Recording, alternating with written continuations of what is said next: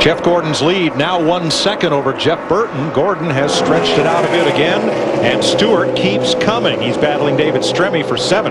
Gordon's car, I like the way his car is running because he starts off pretty fast, and he actually seems like he gets faster as he goes into a run. There's the gap. 1, 2, 3. Jimmy Johnson in 3rd, and Dale Earnhardt Jr. in 4th. You see Carl Edwards in the 99 car. We just had talked about him. He's running in the middle of the racetrack right there. Goes by Dale Jarrett in the 44 car, trying to get to his teammate McMurray in the 26. And Darrell, going back to Tony Stewart, you know, we talked to him there before the race. He said he's glad to see the sun out. Well, I just got the report that the track temperature keeps going up. It's over 100 degrees now to 102. See how hard he's driving. Driving pretty hard. That's how he got his name right there, guys. Smoking the tires. Kyle Petty has taken his car to the garage. We also need to mention before that last caution, Kenny Wallace in the 78 car made it to pit road. They had the hood up, and they did put his car to the garage as well.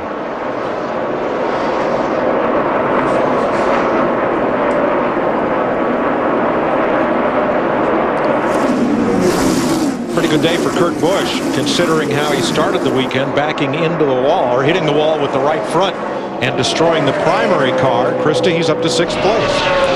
And it's also a very good day for a man named Troy Raker. Now, Troy usually sits up on the pit box, but it's in the engineer's chair. Now he is the crew chief, filling in for Roy McCulley, who is taking some personal time off to be with his wife, Amy, as she battles leukemia. The entire team sends their best wishes to Roy, who, of course, is at home watching. Troy said, you know, I just have to get a little bit better at talking on the radio. I always have opinions. I don't usually voice them live time to the driver. He's not talking much now, but he said if Kurt continues to drive well, he may pull out the aviator shades halfway through the race. Something to look forward to.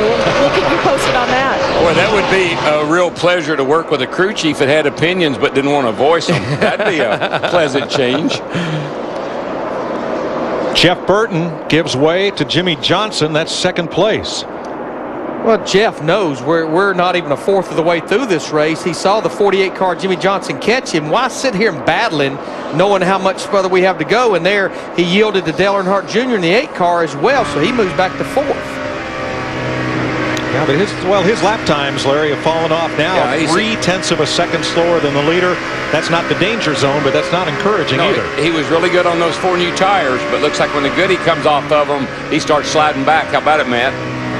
DW came on the radio and said, my car is just too free, lacking forward bite. I'm just going to let some other guys get out front and lead for a while and ride till they can fix this car on their next stop.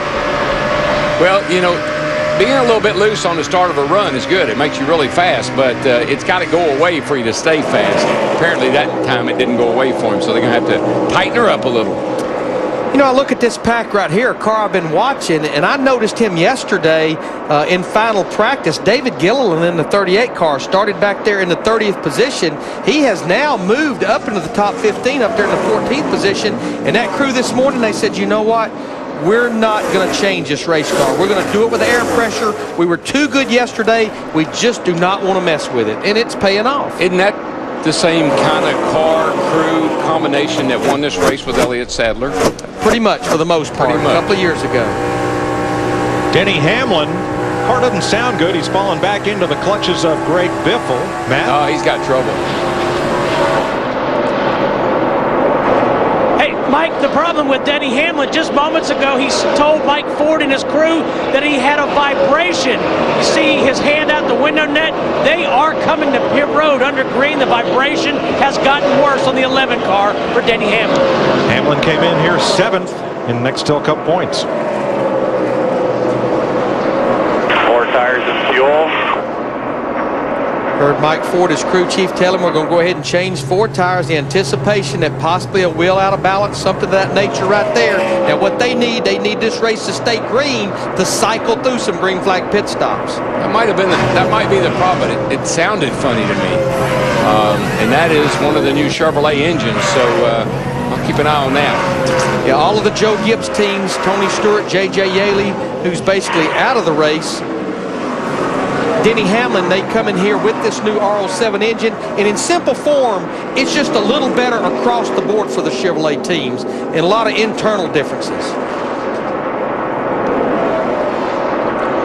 Look at Jeff Gordon's lead, with teammate Jimmy Johnson now second by 2.4 seconds. Dale Earnhardt Jr. another second back. Here's your leader. And here's Juan Pablo Montoya battling Martin Truex, taking the long way around. You know, Darrell, going back to talk about that R07 engine, and we certainly do not know that that's a problem right now with the 11 car, but the one thing I've questioned all weekend is why you would bring it for the very first time to a racetrack like Texas, 500 miles. It's very, very hard on engines with a sustained RPM. Why would you not try it somewhere else first? You know why? It must be a whole lot better on the dyno. And the practice sheets have been showing that with the Joe Gibbs car. Yeah. You got to run it somewhere. Might as well start here at Texas, 500-mile race, see how good it is. But I got to believe when they dynoed them, they said, whoa, we can't leave this at home. Brian Vickers right now the leading Toyota in the race. Dave Blaney 2 spots back, and Dale Jarrett back at 34th. Two Ganassi cars, Montoya and Sorensen nose to tail as they work on Dale Jarrett. 72 laps complete in the Samsung 500 at Texas Motor Speedway. 2:62 to go. Jeff Gordon pretty firmly in command. From the Great American Speedway, America's Grand Game, returning to Fox. Yankees, Red Sox, renew their rivalry, or Cubs, Cardinals. Check for a game in your area. Note the time, 3:30 Eastern, 12:30 Pacific, Saturday. It's Major League Baseball on Fox. And we welcome you back here. Jeff Gordon has dominated, leading all but 2 laps in this race. This is the most laps he's ever led in a Texas race. In case you joined us a little bit late, opening lap coming out of turn 4. Watch, we highlighted the rookie David Reagan in the 6 car into J.J. Yaley, creating a spill as Darrell Waltrip had said moments before. Donald Grip on the track early. Watch Ricky run, flipping up into the air. All the drivers were okay. Yaley and Reagan, their cars out of this race. And as we come back to Jeff Gordon, the points leader coming in, but he's yet to win a race this year. And Jeff, this is one of 3 tracks, Miami and Phoenix, where he's never won. And Steve Burns reported earlier about how he was uncomfortable at this racetrack. Uncomfortable is not really a way to put it. He doesn't like this racetrack. Steve Letarte told me this morning that they actually came here with a race car that he had won in before, had led a lot of laps at Las Vegas in, so they could try to eliminate the excuses.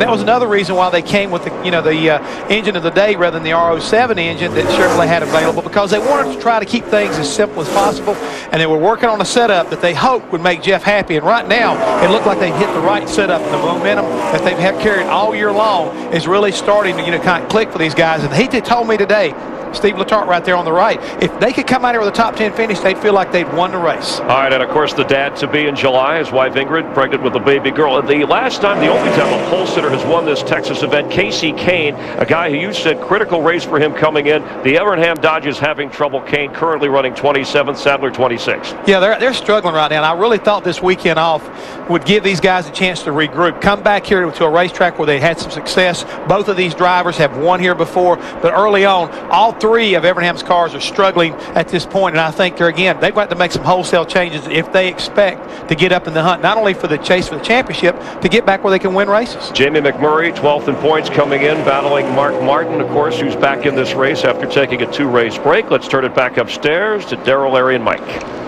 Fastest car on the track just went through this pack that we see right there, led by Mark Martin, and that's Martin Truex Jr.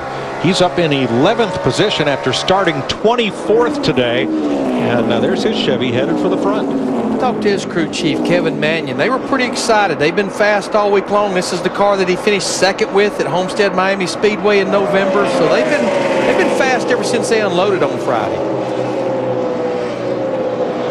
Past Ricky Rudd's car that was so heavily damaged in the lap 1 crash, but continues to run. Now Denny Hamlin is also running lap times equal to Truex's after an unscheduled pit stop. And here's what happened. We did get the report while we were at break. He did have a left rear wheel that was loose, but now the problem is he is a lap and 3/4 down right now. He's about 6.5 seconds in front of Jeff Gordon, who's leading the race. As I said, Denny Hamlin needs this thing to run at least about 15 to 20 more laps, because then all of our leaders would be to pit road for a green flag stop. He needs it to go that far without a caution. He's going to be okay, and I tell you why. Jeff Gordon has slowed down quite a bit the last several laps. His lap times have really taken a dive. A lot of it because he's lapping a lot of good race cars right now, or a lot of race cars, and he has really lost about 2 or 3 tenths a lap here over the last 5 laps.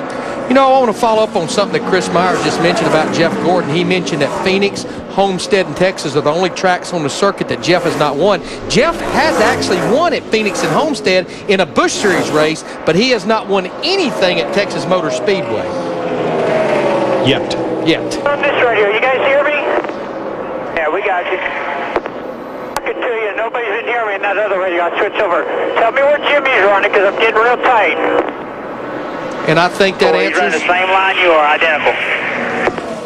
why he has slowed down, but it also sounds like he was having some radio problems. The good news is, like a lot of systems in the car, they have a backup radio that the driver can flip to. Let's get to one of the other Hendrick cars, Kyle Busch, who also crashed during practice, currently running in 14th, Dick. Yeah, and as a result of that crash, Mike, he had to start all the way in the rear of the field in this backup car. The game plan for today, according to crew chief Alan Gustafson, base hits all day long. No attempt at home runs. Just pick and choose the spots as you get them. The car has not been perfect by any stretch of the imagination. His most recent transmission was it needs more grip in the center and more front grip throughout the corners. But the car is good enough that he has passed more than half of the field in his march to the front. And remember 2005 when Greg Biffle in a backup car started dead last, worked his way to the front, and when the checkered flag fell, Biffle won. Maybe Busch could repeat. Well, base hits, that may be a tall task. I've been wondering who would be the next Buddy Baker. Flat out or half turned over? Kyle Busch is it. God, he's always wide open. I can assure you that, just like Baker always was. But Jeff Gordon was wanting to know where Jimmy Johnson was running. In about 5 more laps, he'll be able to tell where he's running. He'll be able to watch it, he'll be able to watch him. through the windshield, not the rearview mirror. Right. He won't have to ask here in a few more laps. But you're right about Kyle. He leaves nothing. He hangs it all out all the time. Whole new meaning to loose. And Jeff fast. Gordon leads by 1 second. He leads Jimmy Johnson. Funny how things in the pre-race come back to us during the show. Like the 2 Hendrick teammates up front and somebody lurking right behind them.